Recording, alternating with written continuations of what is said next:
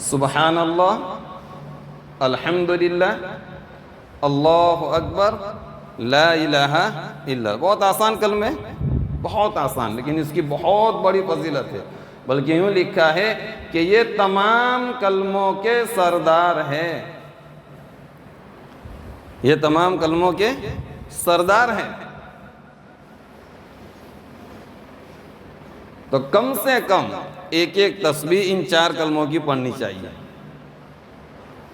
حدیث کے اندر میں آتا ہے، حضرت شیخ نے فضائل اعمال کے اندر میں، فضائل ذکر کے اندر میں ان کلموں کی فضیلت کو بیان کیا ہے، اور یوں لکھا ہے کہ جو 100 مرتبہ سبحان اللہ پڑھتا ہے،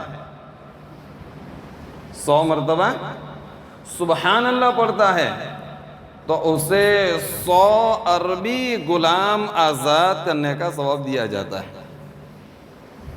اس سے اگلی جمعہ کو بیان فرمایا تھا کہ ایک غلام آزاد کرنے کی فضیلت یہ ہے کہ اس کے ہر عضو کے بدلے میں، اس کے بدن کے ہر حصے کے بدلے میں آزاد کرنے والے کا حصہ اللہ تبارک و تعالی جہنم سے بری فرما دیتے ہیں۔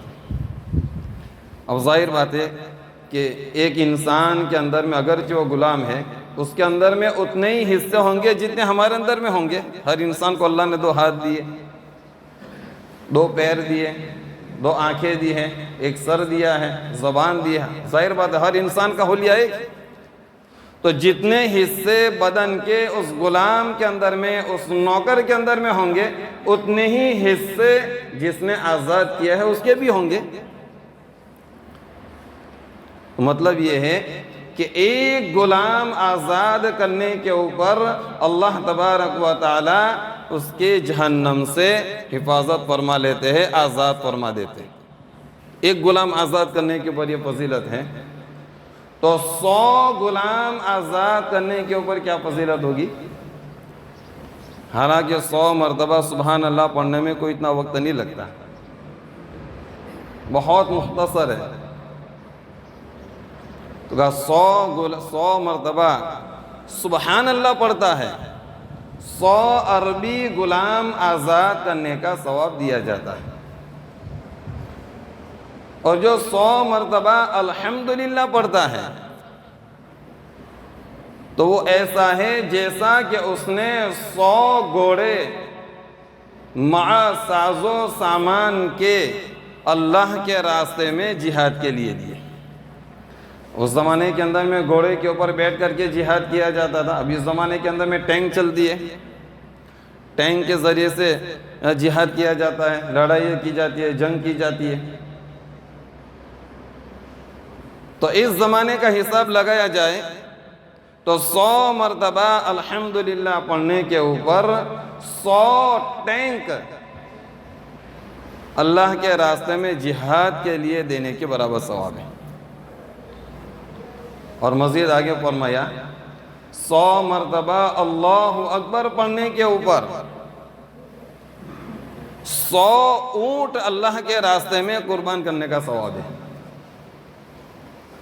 اور 100 مرتبہ لا الہ الا اللہ پڑھنے کے اوپر یوں لکھا ہے کہ زمین اور آسمان کے بیچ کے اندر میں جتنی خالی جگہ ہے، یہ ساری خالی جگہ نیکیوں سے بھر دی جاتی ہے۔ اب زمین اور آسمان کے درمیان کی خالی جگہ کتنی بڑی ہے؟ 14 لاکھ کلومیٹر اوپر سے سورج روشنی دیتا ہے۔ کتنے؟ 14 لاکھ کلومیٹر کی دوری سے سورج کیا کرتا ہے؟ روشنی۔ اور آسمان تو اس سے بھی کہیں زیادہ بلند ہے۔ یوں لکھا ہے کہ ایک تیز رو گھوڑا جو چلنے والا ہو، دوڑنے والا ہو، تیزی کے ساتھ اگر وہ آسمان سے دوڑنا شروع کرے تو زمین پر آتے آتے 500 سال لگ جائیں گے۔ کتنے سال؟ 500 سال۔ زمین سے لے کے پہلے آسمان تک کی مسافت بتائی جاتی ہے، 500 سال سے بھی زیادہ ہے۔ 500 سال سے بھی زیادہ۔ یہ تو اس کی اونچائی کا سلسلہ ہے، اس کی اونچائی ہے ایک زمین سے لے کے آسمان تک کا۔ اگر اس کی چوڑائی دیکھی جاوے تو آسمان اتنا چوڑا ہے کہ منتہائے نظر ہماری نگاہ نہیں پہنچ سکتی، اس سے بھی زیادہ ہماری عقل سے، ہماری سمجھ سے باہر ہے۔ اندازہ لگاؤ کتنے بڑے بڑے ستارے جس کو ہم گرہ کہتے ہیں، اس زمین سے لاکھوں گنا زیادہ ہے۔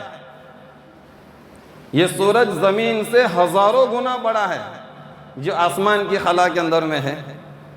اندازہ لگاؤ لا الہ الا اللہ 100 مرتبہ پڑھنے کے اوپر کتنا بڑا ثواب ہے، ہم نے کبھی سوچا اس بارے میں؟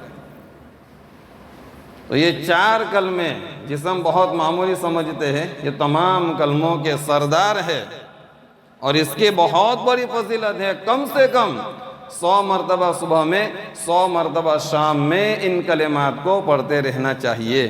سبحان اللہ، الحمدللہ، اللہ اکبر، لا الہ الا اللہ۔